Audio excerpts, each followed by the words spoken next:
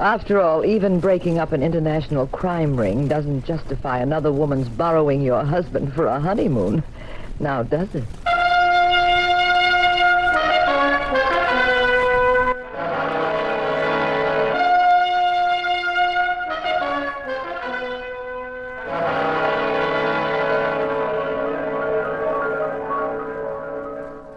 The National Broadcasting Company presents The Adventures of the Abbotts, starring Claudia Morgan and Les Damon as Pat and Jean Abbott, those popular characters of detective fiction created by Francis Crane.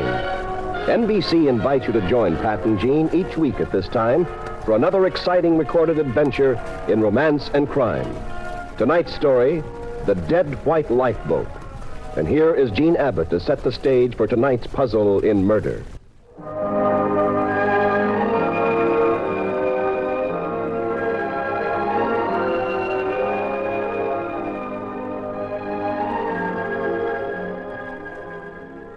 Since the international situation is extremely tense and the picture changes constantly, many of the governments of the Western world that have gold, bonds, and other valuables in outlying islands, possessions, and obscure portions of the world occasionally move the bullion out. This time, the British government was moving valuables back to London.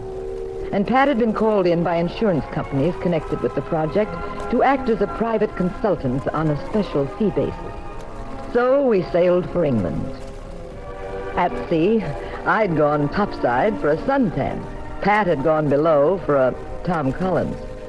He was just leaving the bar alone and heading for the stairway when a very exotic young lady came up to him. She looked as if she'd just stepped out of a perfume ad.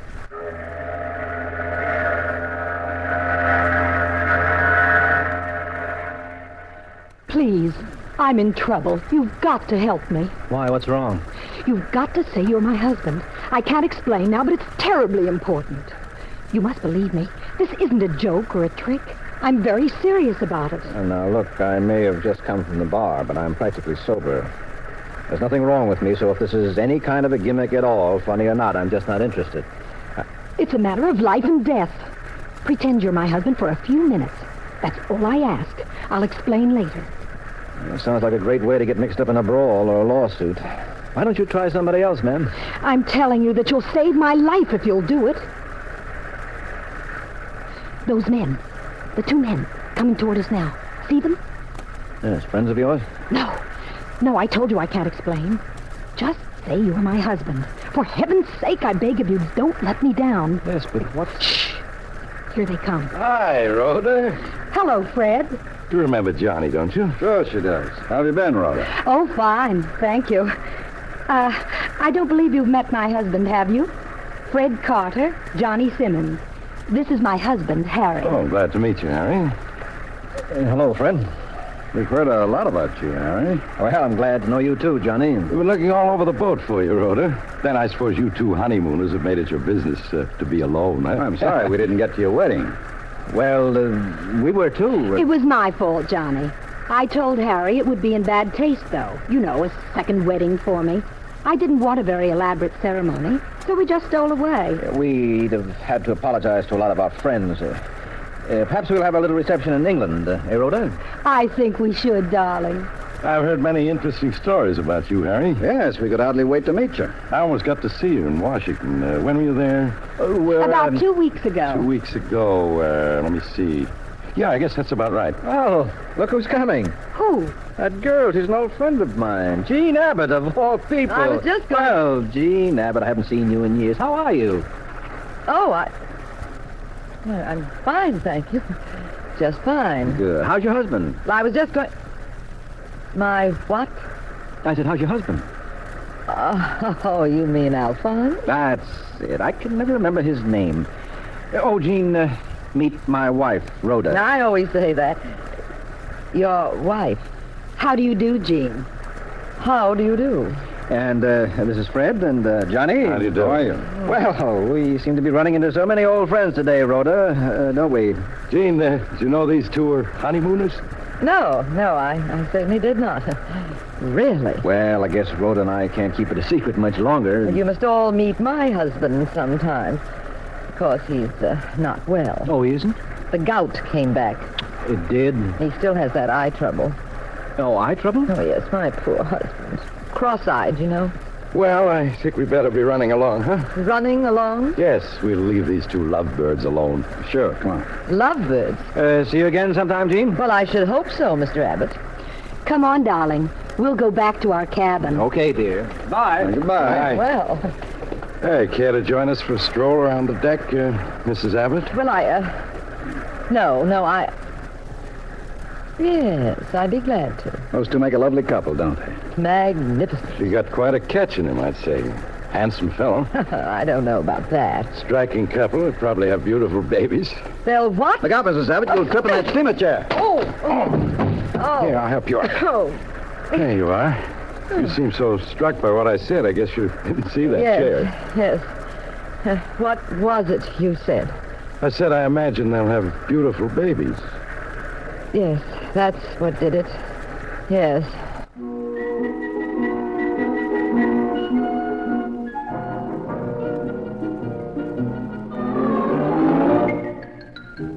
I was burning up. Not from my suntan, either. A gag is a gag, fellas, let's face it. But what in the world was Pat doing masquerading as the husband of this pinup girl? My husband gallivanting around doing the mambo and standing in the moonlight with her. Then the shock wore off and I began thinking. Johnny and Fred began to strike me as rather tough customers. There was something insidious, probably quite vicious, underneath this monkey business on board ship. I know Pat well enough to realize he'd only be in it if he knew the score. So I let it ride a while. I knew Pat and Rhoda were alone later, in her cabin. I don't know how to thank you, Mr. Abbott. Pat Abbott. Oh, then, that girl we met. That's right. She's really my wife. Oh. Luckily, she picked up my hint and played the part correctly. Jean is my wife, unless she's changed her mind by now. Oh, I'm terribly sorry. That's all right. Jean's a good kid. She'll understand when I explain it to her. By the way, Rhoda, how do you explain this? Why did you have to manufacture a husband for yourself out of thin air? Well, my husband, Harry, is with an international bank. Mm-hmm. We were in Washington until recently. Then we had word that Harry's uncle died and left us quite a sizable fortune. To collect it, we had to appear at a hearing in England. In Sheffield, as a matter of fact. Mm-hmm. Those two men are Harry's cousins. I see. I suppose they're named as heirs in the will, too. Hmm? Yes, but unfortunately, they're not exactly gentlemen. Fred has a police record, and Johnny's been in some very questionable deals. Harry and I were afraid that, well, since so much money is involved, we were afraid that... Yes, well, of course. They'd try to kill Harry and collect the whole amount in the will themselves. Hmm? Yes. The will stipulates if Harry dies, Fred and Johnny get all the money. And where is Harry now? In England, I hope. We concocted a scheme. He flew across secretly on the Clipper. We lied and told everyone he'd be on the boat. Those are all his trunks over there. We put the luggage on board deliberately. Luckily, Fred and Johnny have never seen Harry. I didn't expect them to be on this boat. That's what frightens me even more. Yes, I see. They appeared, so you had to produce a husband, Harry. Yes. Mm-hmm. Rhoda, you can't very well keep this hoax going all the way across, can you? Oh, I could if you'd help me. If you'd act as my husband for the whole trip. Well, I'd be glad to help, but my wife is on board. Wouldn't Jean provide complications? You said she's a good sport. Wouldn't she play the game? Well, she's played it for a few hours, but for the whole trip, well, it becomes a pretty fancy game. Oh, I know. This whole affair strikes you as absurd, but I'm desperate. I can't do anything else. Jean has quite a sense of humor, but I don't know if this gag would appeal to her. Put to her seriously, though. Oh, would you ask her? Well, You'll save my husband's life, and more than $100,000. I don't know what might happen if Fred and Johnny found out Harry's not on board. You're forgetting they think I'm your husband. They might start taking pot shots at me. It's a risk. A terrible risk. Yeah. But would they have the nerve to try anything as open as that? Please help me. You've got to. I shall be so grateful. If you'll just do this for me, Now, wait a minute now. Hands off, ma'am. Let's not get too grateful. I'll make it worth your while. Whatever you say. I was just thinking, Yes? might not be too bad. Romantic European crossing with 2 wives.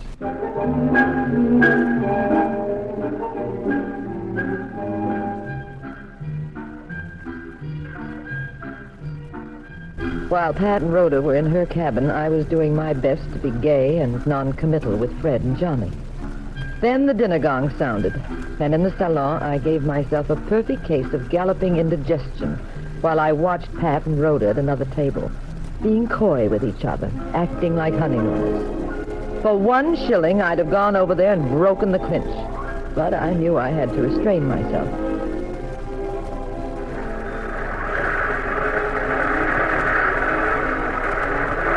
Late that night, Pat met me out on deck.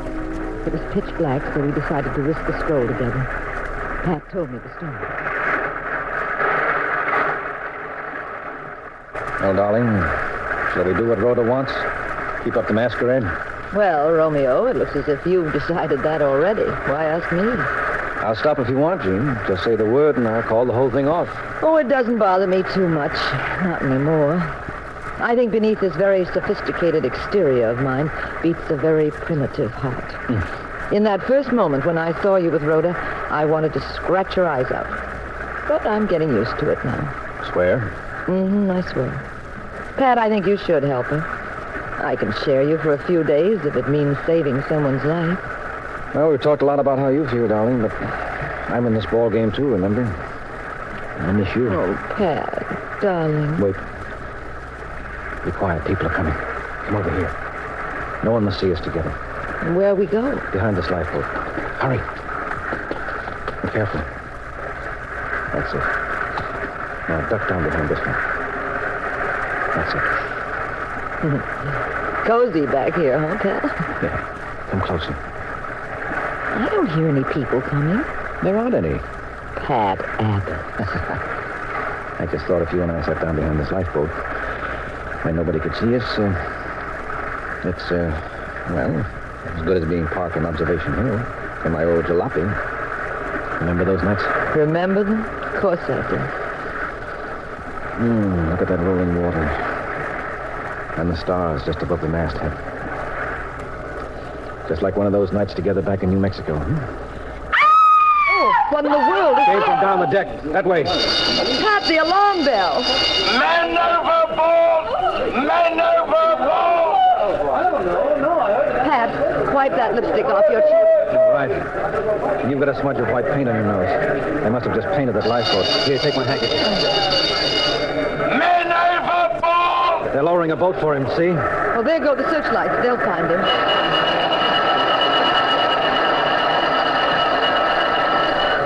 Where is he? Have they spotted him? Up there, Patty. See where I'm pointing? Searchlights seem to be concentrating there. See what? Oh. Did you see him go over, Harry? No, Fred. Mrs. Abbott and I didn't see a thing.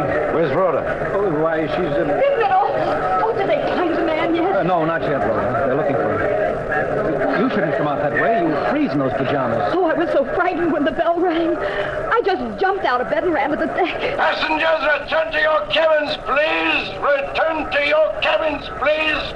Keep the decks clear!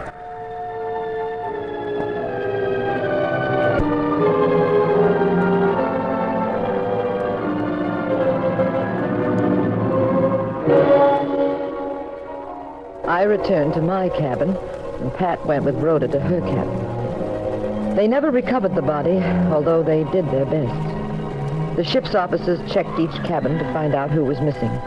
After the checkup, the announcement was made that Pat Abbott was missing. They questioned me, sort of implying I'd pushed my husband overboard or something. No one on board knew what he looked like except me. So I made up a description that didn't fit Pat at all, since he was supposed to be Harry Prescott, Rhoda's husband. Pat went on playing the role for Rhoda's sake.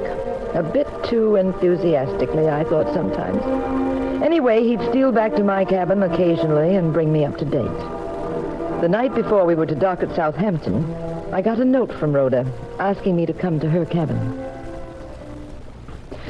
I'm so glad you've come, Mrs. Abbott. I wanted to thank you. I suppose it sounds ridiculous saying thanks for the use of your husband. It's all right, if we've helped you. Of course you have. So much. I won't feel absolutely safe until we dock, though, when I see the real Harry waiting for me at the pier. I know Fred and Johnny. They don't give up easily. I do hope it works well at the pier and nothing goes wrong. I don't think they've caught on. I'm not sure. I've a terrible premonition that something awful's going to happen, especially since that night when a man went overboard. Well, just skip the premonition. Keep calm. I don't know what they're liable to do, what awful scheme they may have. Now, why don't you just try to forget all about it until we reach Southampton? I will, but it's difficult. I've tried bromides, long walks to tire myself out. I just can't sleep. I can't calm down. That's your husband now, pretending, of course, that he's mine. I'll go to the bar, have a drink, give you two a chance to be alone. Well, both my wives. Very convenient. I honestly think you're taking this too lightly. Am I? I won't be satisfied until we've landed safely and the real Harry and I are off to Sheffield. Oh, aren't Fred and Johnny going there, too? Yes, but my husband's bringing a private guard with him, and it's a quick trip. I was just telling Jean I'd leave you two. See you later, Rhoda? Certainly. Bye. Strange feeling. What is? Being alone with another woman's husband. Oh. Well, I hope you don't find it pleasant. Might become a habit. Pat, what do you think Fred and Johnny have up their sleeves? We'll see. They'll have to play any card they have very fast. Speaking of what's being concealed around here, have you told anyone I'm a detective? Well, of course not. And the assignment? The gold, the bonds. You mentioned that? Well, certainly not. Is there some on this ship? Being moved back to England? Mm-hmm. Well, where'd it come from? Well, why are they shipping it from New York? I thought...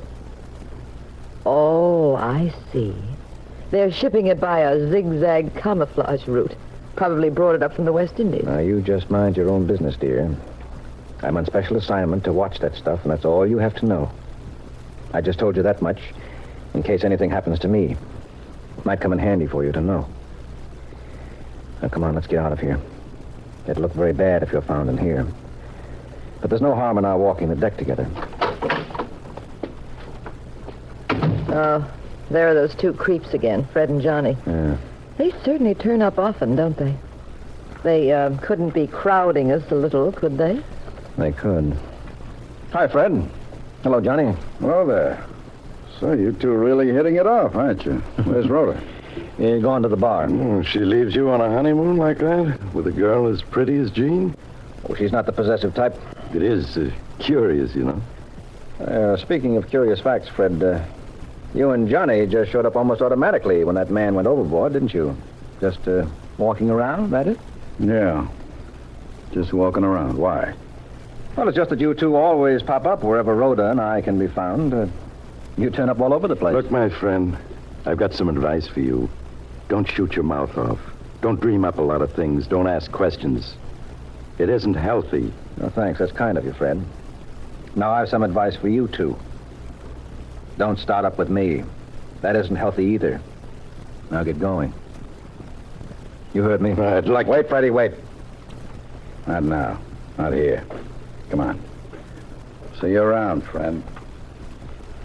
Pat Abbott, you're a fine one. You'll get your head knocked off. That's part of the idea, Jean. I want them to try something. It'll force the whole thing out into the open. And where are you dashing to now? The radio room. I'm going to try to reach the real Harry Prescott by cable. Now, how can you? And what for? What are you up to? Now, look, you don't ask questions. It isn't healthy.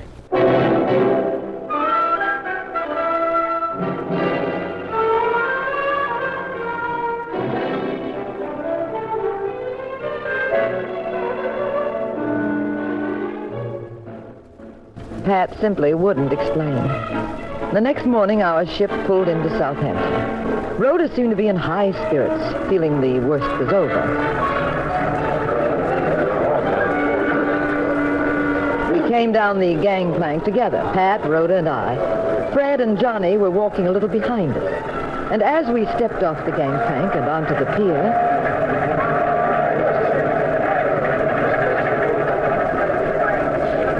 must be here somewhere. I can't wait to see him. Well, is he anywhere in that crowd, Rhoda, behind the ropes? No, I don't see him yet. I'll find him back at the customs barrier, I'm sure. Don't say anything now. Here comes Fred. Friends meeting you at the pier, Rhoda? Yes, Fred, I expect some. I was just looking for them. Well, I guess this is goodbye for us, Rhoda. See you later somewhere. Mr. Abbott? Yes, I'm Pat Abbott. You're Harry Prescott, aren't you?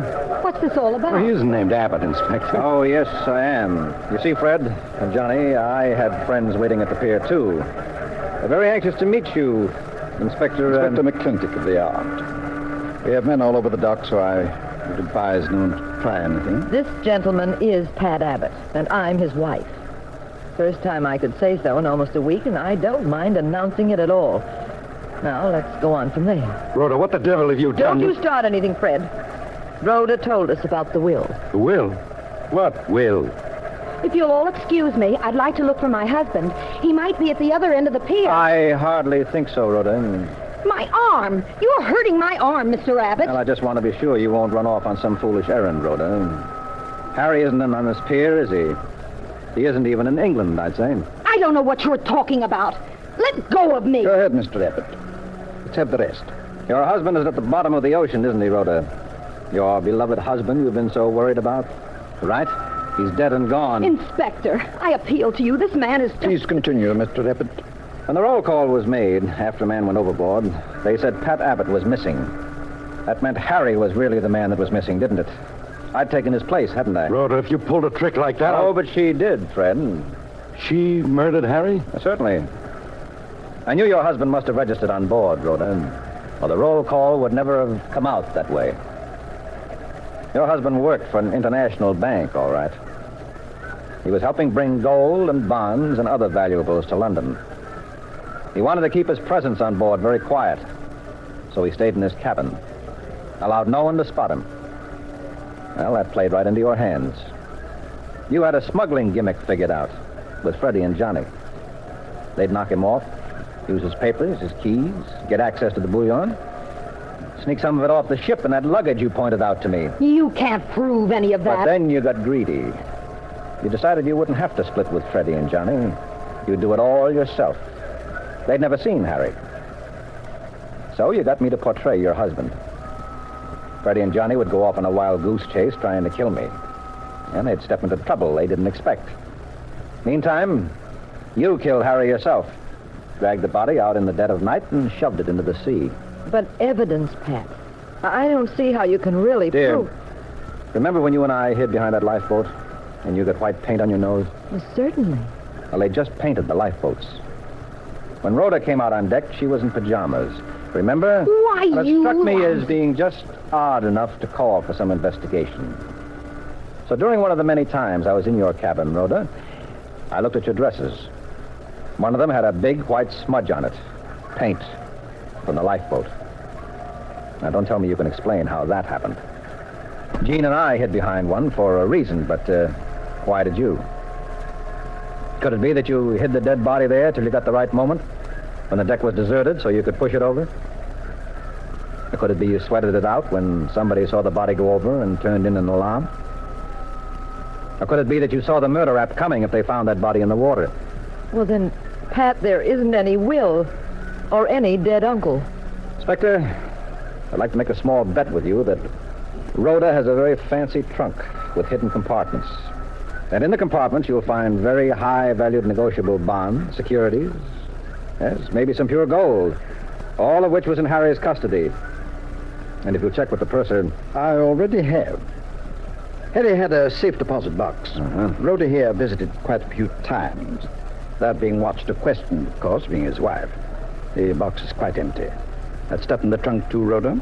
You can't hold us, Inspector. We didn't do a thing. Except plan to lift all those valuables with Rhoda. Except planned homicide before she beat you to it. Shall we get off the pier? Have a car waiting. Oh, Rhoda, Yes, Mrs. Abbott. my curiosity is killing me. The jig's up, so I presume you'll tell the truth. I think I know all about this crime, but, Yes? well, you spent so much time alone with my husband. I don't want to spend the rest of my life wondering. Wondering what happened between us? Exactly. The car is waiting. We've the boat train to catch to London, Jean. Well, Rhoda, Suppose we leave that part of the mystery unsolved, shall we? After all, it's the best part, isn't it?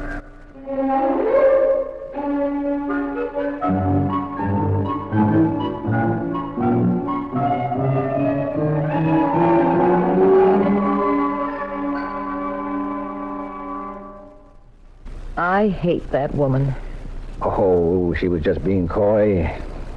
After all, a woman would get satisfaction from not answering that question you asked. I hate you, too.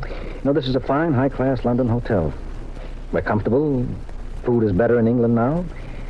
We've got theater tickets, dinner dates with friends. Relax, dear. Enjoy your stay here. How did Scotland Yard know you wanted them to meet you here at the dock? Well, when I went to the radio room, I wired the yard to ask if they knew a Harry Prescott. They wired back that he worked for an international bank and was on board our ship with valuables. So I told them to meet us and have the whole pier covered, in case Fred, Johnny, or Rhoda tried anything fancy. Mm-hmm. How long will we be here? Oh, it'll take about a week to wrap up my assignments. The British government's bringing lots of valuables back to London on various ships and planes, and don't ask when or where. You can go on shopping sprees. I'll be back every night. Look, Pat, the Thames. It's corny, but every time I look out the window in London, I get a big charge. I know, so do I.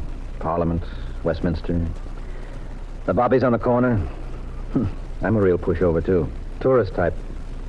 Gawking, wide-eyed American. Yeah, it's a thrilling view from here, isn't it? Mm-hmm. Thrilling, darling. You seem so thoughtful. What are you thinking? About us? Wishing we're on a honeymoon again? No. You want to duck tonight's date and go somewhere alone? Is that what you're thinking? No. Thinking how much you love me? No. Well, what is it, darling? I hate that woman. Oh. I hate that woman.